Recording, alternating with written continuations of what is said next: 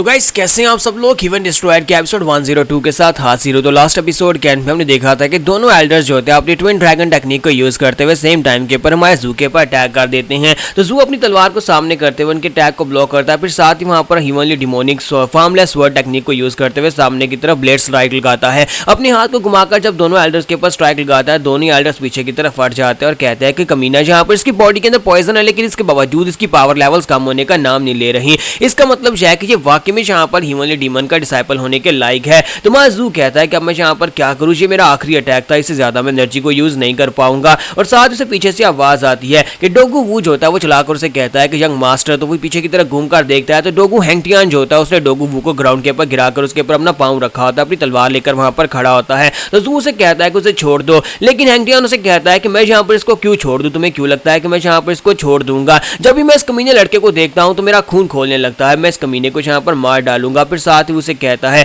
आज मैं यहाँ पर इस लड़के को मारूंगा और उसके बाद तुम्हें यहाँ पर मारा जाएगा। पहले इस लड़के को मारेंगे और उसके बाद इस तरह से मैंने यहाँ पर जूजी फैमिली को मारा था, इसी तरह मैं यहाँ पर तुम्हारे साथियों को चुन चुनकर मारने वाला हूँ। और साथ ही वहां पर उसके सर के ऊपर पाँव रखते हुए उसे नीचे की तरफ दबा देता है और उसे कहता है तुम्हें क्या लगता है कि मेरे फेक बेटे क्या तुम मेरे हाथ से बच पाओगे। और इसी के साथ ही माजू चिल्ला चिल्लाकर उसे कह रहा होता है कि क्या तुम्हें यहाँ पर हीवंस का बिल्कुल डर नहीं है, क्या तुम्हें डर नहीं है कि तुम्हें यहाँ पर थंडर ट्रैबुलेशंस का सामना करना पड़ेगा। जब किसी के साथ ही एल्डर जो होता है फर्स्ट एल्डर पीछे से निकलता है, अपनी तलवार हमारे जू की बॉडी के आर पार कर देता है और उसे कहता है हमें यहाँ पर हीवन से डरने की क्या जरूरत है, जबकि हमारा मास्टर ब्लड डीमन हीवन खुद यहाँ पर आने वाला है और उसके बाद पूरी की पूरी हीवन को खून से रंग दिया जाएगा। हमारे जू जो होता है उसके मुंह से भी ब्लीडिंग होना शुरू हो जाती है क्योंकि तलवार उसकी बॉडी के आर पार हो चुकी है। तो जू इसी के साथ ही ग्राउंड के ऊपर गिर जाता है। डोगू हैंगटियन वहां पर जोर जोर से हंस रहा था और कहता है लो यहाँ पर डिमोनिक पाथ का ग्रैंड यंग मास्टर और उनका हीवन डिस्ट्रॉयर जहाँ पर हमारे हाथ से मरने वाला है। देखो तो जरा इसकी हालत तो देखो जरा, इसकी क्या हालत होगी। और फर्स्ट एल्डर वहां पर जोर जोर से हंस रहा था और कहता है बहुत ही जल्दी यहाँ पर खून की नदियां बहेंगी, अब हमें यहाँ पर कौन रोक पाएगा।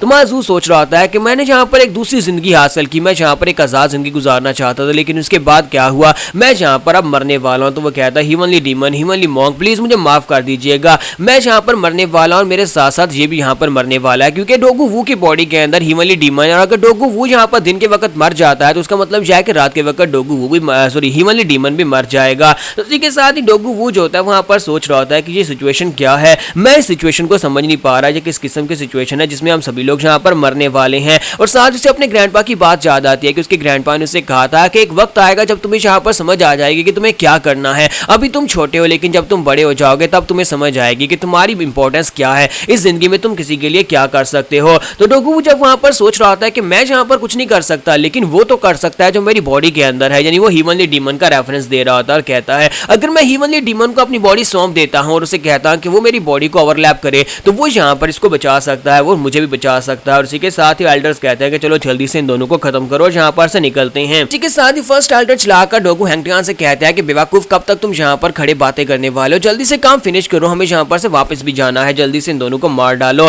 और इसका सर काटो, यानी कि हीवन डिस्ट्रॉयर का सर काट कर ले आओ ताकि हम इस बात को कंफर्म कर सके कि ये वाकई में मर गया है। तो डोगू हैंगटियन कहता है हाँ क्यों नहीं मार्शल अंकल, मैं अभी यहाँ पर इसको मारकर इसका सर काट के लाता हूँ। तो जब वो उसके करीब पहुंचता है और जाकर उसका सर काटने लगता है, दूसरी तरफ दिखाता है कि डोगू वू जो होता है वो पूरी तैयारी कर चुका होता है और साथ ही वो कहता है कि हीवनली डीमन मुझे पता है कि तुम मेरी बॉडी के अंदर हो, क्या तुम मेरी बात को सुन पा रहे हो, मैं यहाँ पर अपनी बॉडी तुम्हें देता हूँ, प्लीज यहाँ पर मेरी बॉडी को टेक ओवर करो और यहाँ पर हम सभी को बचा लो, हीवन डिस्ट्रॉयर को तुम्हारी मदद की जरूरत है। और जैसे वहां पर वो उस रिचुअल को परफॉर्म करता है और अपनी बॉडी को वहां पर चेंज करने की कोशिश करता है, इसी के साथ ही वहां पर शोर मचाना शुरू कर देता है। जब वो चिल्ला रहा होता है तो वो सभी लोग उसकी तरफ देखना शुरू कर देते हैं कि अब अचानक से उसे क्या हो गया है। जैसे जैसे वो लोग उसकी तरफ देख रहे होते हैं उसके बालों का कलर वहां पर रेड हो जाता है और जब बालों का कलर रेड होता है साथ ही वहां पर हीवनली डीमन उसकी बॉडी के ऊपर कब्जा कर लेता है और वो पूरी तरह से हीवनली डीमन में चेंज हो जाता है। और ये देखने के बाद वो सभी लोग बहुत ज्यादा डर रहे होते हैं, यहाँ तक कि उनका फर्स्ट एल्डर जो होता है उसके पसीने छूट रहे होते हैं, उसके हाथ कांप रहे होते हैं। तो यहाँ पर एल्डर्स के बारे में बताया जाता है कि किसी को भी एल्डर की पोजीशन तब दी जाती है जब उनकी परसेप्शन इतनी ज्यादा बढ़ जाती है कि वो किसी भी चीज के अंदर डेंजर को महसूस कर सकते हैं।